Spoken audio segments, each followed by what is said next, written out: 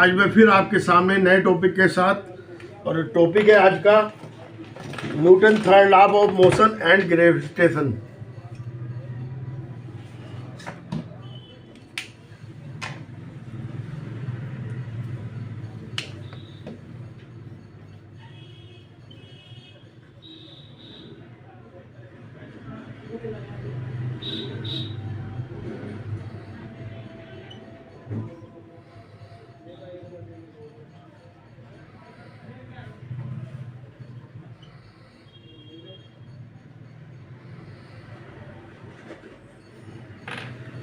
Third law में इसने बताया था कि दो बॉडी है, तो दो बॉडी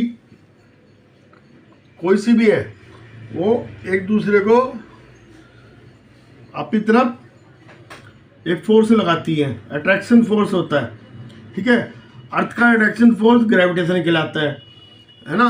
कोई भी बॉडी है, अब वो अर्थ के ऊपर है तो वो अर्थ के ऊपर इसलिए है रखी हुई कि वो ग्रेविटेशन फोर्स अर्थ का लग रहा है। अगर वो ग्रेविटेशन ना लगे तो वो छोड़ के चली जाएगी। ठीक है,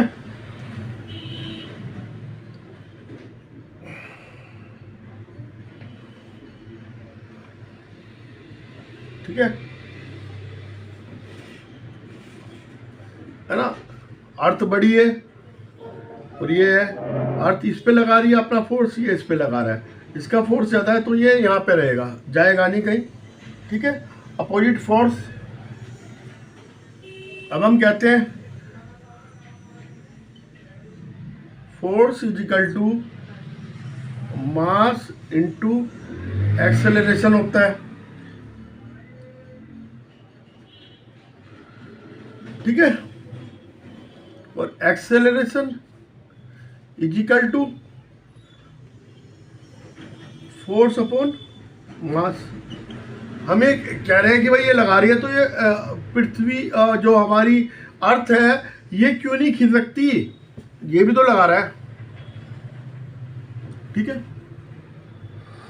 तो इसका कारण है, हम आपको बता रहे हैं कि force equal to mass, acceleration is equal to force upon mass. ठीक है,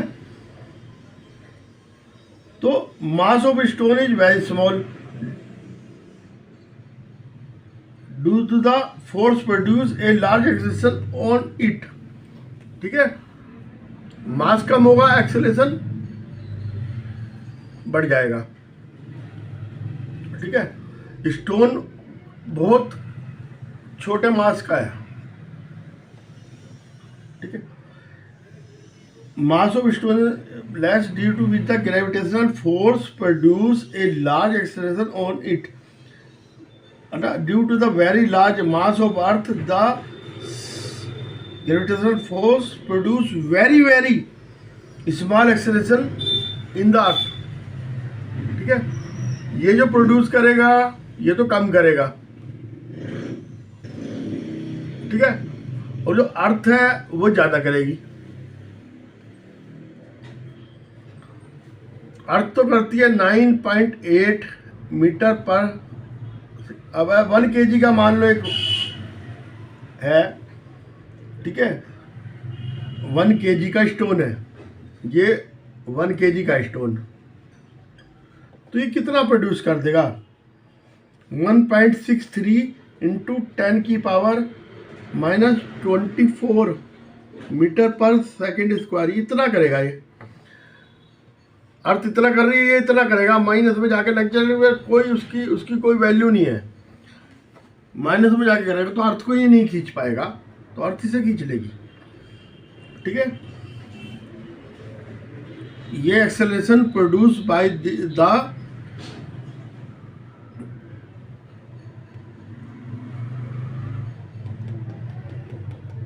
स्टोन इज वेरी लेस। ठीक है, अब ये जैसे अर्थ पे आएगा, पत्थर हम फेंकते हैं तो वो अर्थ पे ही आता है, क्योंकि अर्थ का ग्रेविटेशन या एक्सेलरेशन फोर्स ज़्यादा है। और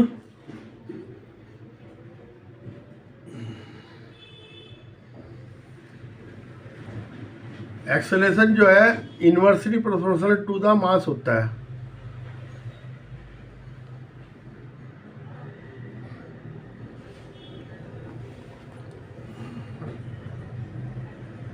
ठीक है।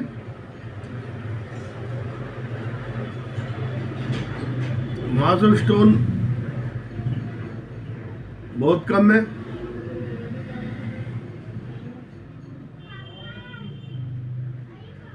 तो फोर्स भी कम होगा जो आपका ये स्टोन लगाएगा, ठीक है। फ्री फॉल बॉडी क्या होती है? अब फ्री फॉल बॉडी पे आ जाओ।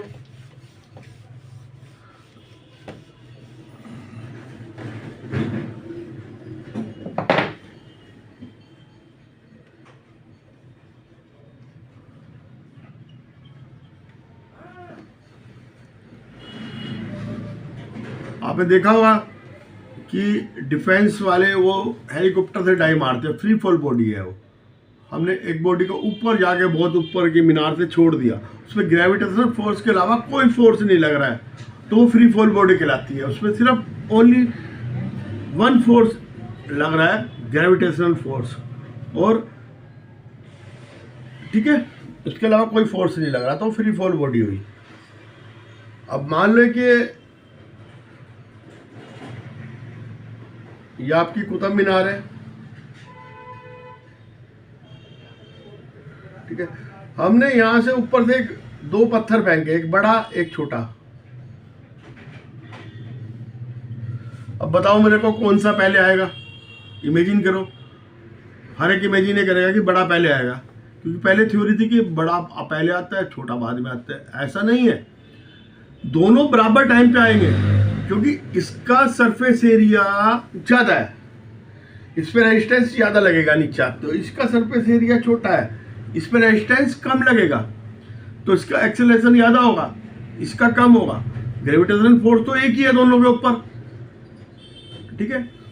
अब पहले जो गैलीलियो ने बताया था ये, न्यूटन ने कहा था कि नहीं ऐसा नहीं होगा, ये दोनों आएंगे, एक पहले आएगा एक बाद में आएगा। लेकिन क्या है कि उसने एक फैदर फेंका ऊपर से, है ना, एक ये फैदर फेंक दिया,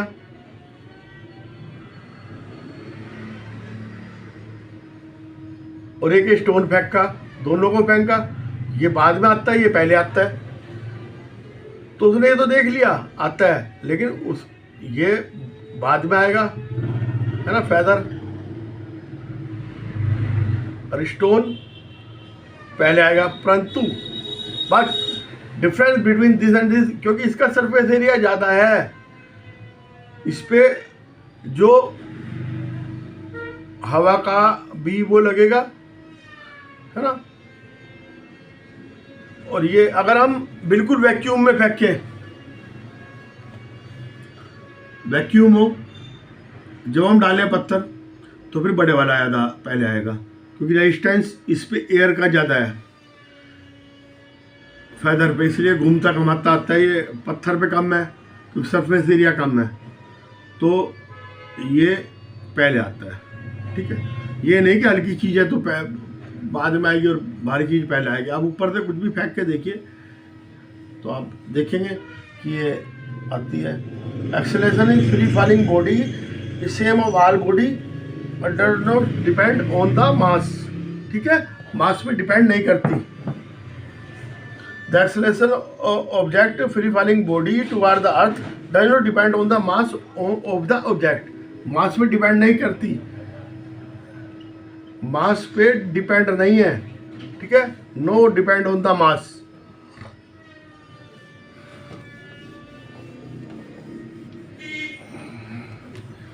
अब हम देखते हैं ग्रेविटेशन फोर्स अर्थ का कितना है।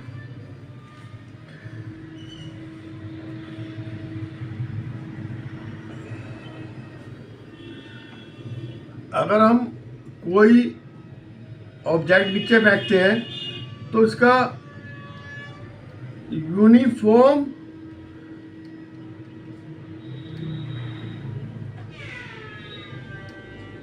एक्सेलरेशन होता है, वो जो होता है ग्रेविटेशन फोर्स सेम लग रहा है, ठीक है, और ये भी ग्रेविटेशन फोर्स ये पुल करती है किसी ऑब्जेक्ट को, उसके कारण ही लगता है ये फोर्स, और ये यूनिफॉर्म एक उसको देता है वो, ठीक है,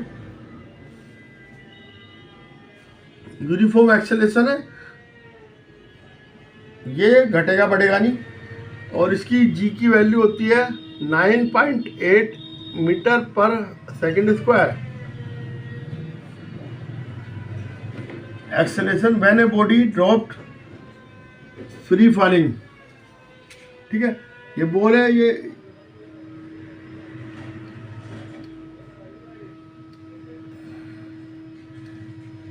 ठीक है। Acceleration is 9.8 when the body thrown vertical upward, ठीक है, अंडर ए रिटार्डेशन ऑफ 9.8। अगर हम ऊपर फेंकते हैं तो 9.8 का मीटर पर सेकंड स्क्वायर का रिटार्डेशन होता है एक्सेलरेशन में, और नीचे फेंकते हैं तो 9.8 मीटर पर सेकंड स्क्वायर उस पर जी लगता है, ठीक है। ये ध्यान रखना, ऊपर जाके बॉडी एक बिल्कुल जाके ऊपर रुक जाएगी, फिर नीचे आएगी, फॉल होगी।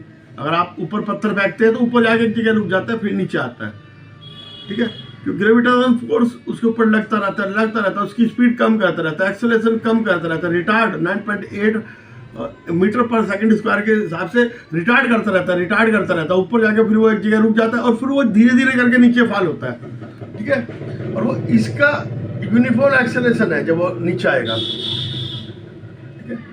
और कैलकुलेशन करके दिखाऊंगा मैं आपको जी की वैल्यू इतनी कैसी होती है। आपने ये पढ़ाई होगा, F is equal to G M upon R square, ठीक है। जी ग्रेविटेशनल कांस्टेंट है, ठीक है।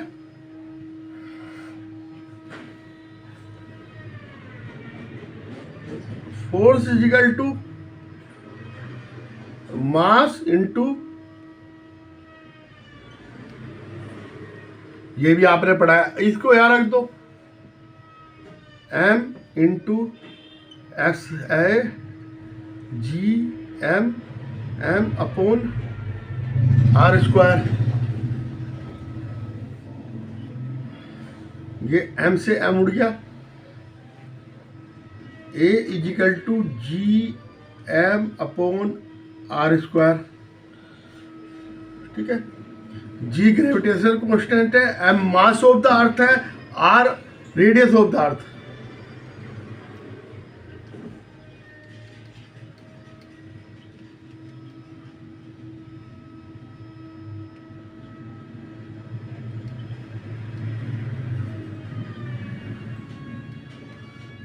ठीक है। और जी की वैल्यू होती है 6.7 इंटू 10 की पावर 11 माइनस न्यूटन मीटर पर केजी स्क्वायर, ये होती है। और अर्थ की रेडियस है r इजिकल टू 6.4 इंटू 10 की पावर 6 मीटर, ये रेडियस है। ये हमने वैल्यू रख दी है ए। अब ये इसका निकालना है तो जी हो जाएगा, है ना। जी से हम करते हैं अर्थ के लिए, तो अर्थ का निकालना है तो 6.7 इंटू 10 की पावर माइनस 11 इंटू 6 इंटू 10 की पावर 24 मास ऑफ द अर्थ, ये होता है। m इजिकल टू 6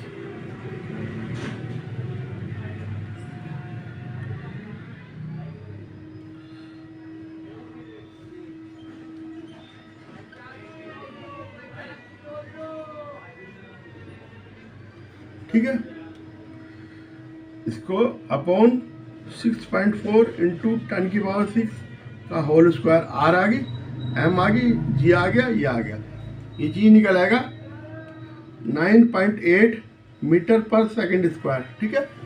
आ गया वैल्यू। तो ऐसे हम वैल्यू निकाल लिया हमने, जी की वैल्यू ये होती है ना। हमको बाकी चीज़ें मालूम है, हमने जी की वैल्यू निकाल दी। अब हम एक बात आपको बताने जा रहा हूँ कि पोल्स पर जी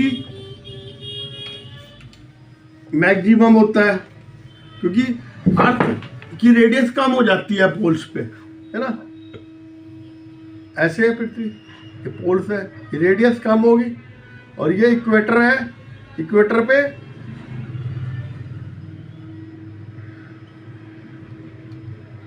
ये पोल है, ये भी पोल है। यहाँ पे देखिए रेडियस कम होगी, रेडियस कम हुई तो ग्रेविटेशन फोर्स बढ़ जाएगी, और ये इक्वेटर पे रेडियस बढ़ी तो ग्रेविटेशन फोर्स कम हो जाएगी। थोड़ा ही अंतर होता है उसमें, ठीक है। क्योंकि फार्मूला है G equal to G M upon R square. M भी वही रहेगा, आर घटती बढ़ती है तो इसका असर पड़ेगा, ठीक है।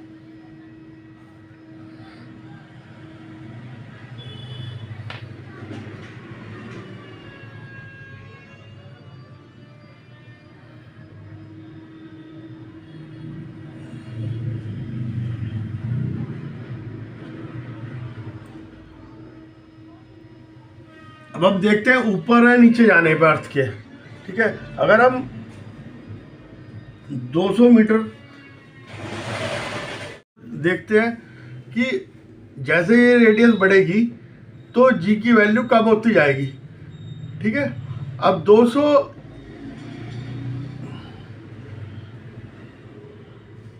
किलोमीटर अबव चले गए, हम ऊपर चले गए, ठीक है, सरफेस ऑफ अर्थ 200 किलोमीटर ऊपर चले गए।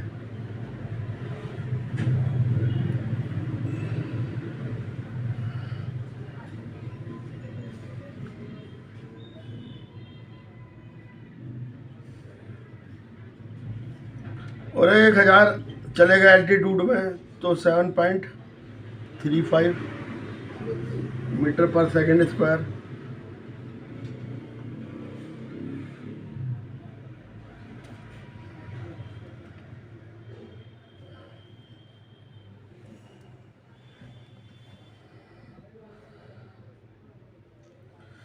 और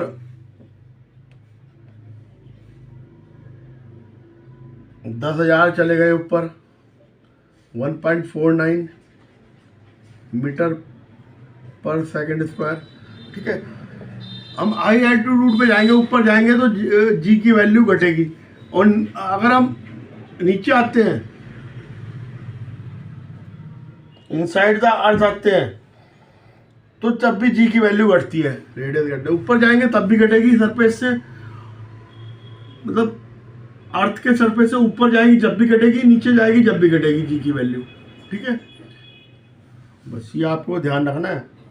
value of acceleration due to gravity maximum on the surface of earth and decrease going above the surface of earth and going inside the surface of the earth, ठीक है।